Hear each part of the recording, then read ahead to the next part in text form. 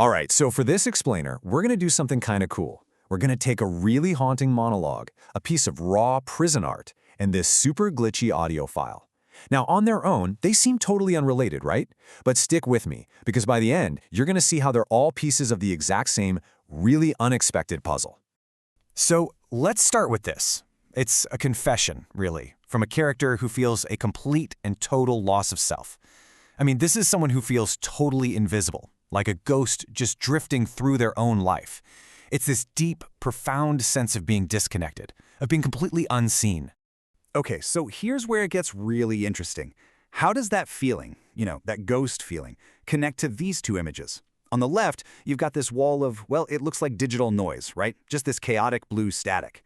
And then on the right, a prison sketch from all the way back in 2011, and it's got that exact same frantic, chaotic energy. So, how could these possibly be related? I mean, think about it.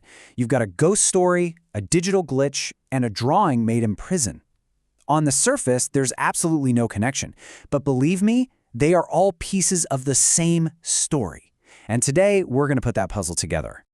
All right, let's grab our first piece of the puzzle. We're going to circle back to that audio monologue and really dig into this idea of being unseen. So, this character, they're describing a complete identity crisis. Like zero memories, no real sense of who they are, they just feel like they're wearing a mask all the time.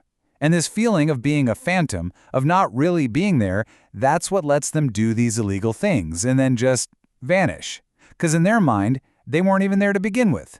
Their entire life is what they call a ghost story, where this thing that makes them powerful is also their deepest, darkest curse. Okay, so how in the world do we connect that feeling, that deep hidden feeling, to that weird blue static image we saw earlier? Well, the answer is actually in this really fascinating forensic technique. It's something that lets you literally look underneath the surface of sound itself. It's called spectral analysis, and it's basically a method that lets you see sound. No, really. It takes these invisible audio waves and converts them into a visual image, a picture called a spectrogram. And it's inside that picture, well, that's where the secrets are hiding. And this just shows you how powerful this tool really is. What you hear is just, some creepy ambiance or static. When you look at it through a spectrogram, it can reveal all these hidden layers of information. We're talking hidden text, encrypted data blocks, even these wild patterns that look like strands of DNA or perfect 90-degree angles, which in a sound wave should be impossible. So, okay, now we have the how, we have the tool, but we're still missing the who. Who is the architect behind all this? Let's meet the creator, the locksmith of this whole puzzle, Gary Kareem Martin. His entire online project is just built on this idea of deliberate, structured chaos. And his YouTube project is designed to be disorienting. I mean, he jumps between all these different personas. 1 minute, he's the serious analyst, digging through declassified government documents. The next, he's this total provocateur, sarcastically building up a conspiracy theory just to tear it down and teach you about media literacy.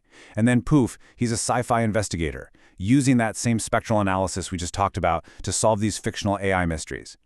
So you have to ask, right? What's the thread that connects all these chaotic personas?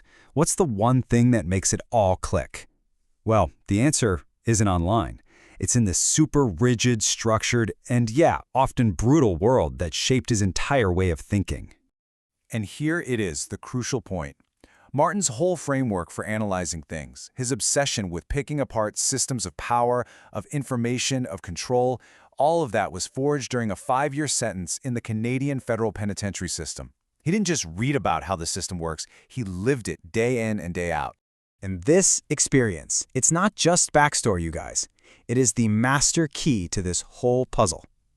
That sketch, the one he drew in prison back in 2011, that is the exact same message he later hid, using spectral analysis deep inside that audio file of the ghost.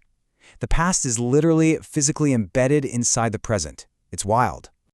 Okay, so now we have all the pieces on the table. We've got the ghost story, we have the forensic tool, we have the locksmith who built this whole thing, and we have the master key from his past.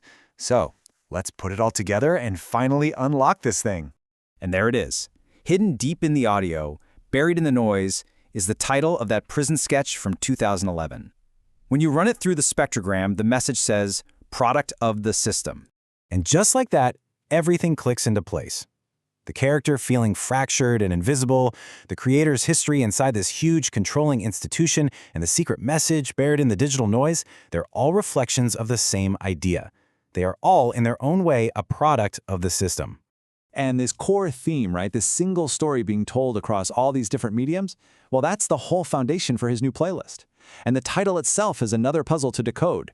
Music and Our Message. Say it out loud. Music and Our Message. So this whole journey of pulling things apart just to put them back together leaves us with one last, kinda chilling question. See, in another one of his projects, Angel Blood, the creators showed how a dangerous weapon could be made from just pure chaos and system dysfunction. And that really makes you wonder, if an accident, if chaos, can create something this complex, this layered, what happens when someone tries to do it on purpose?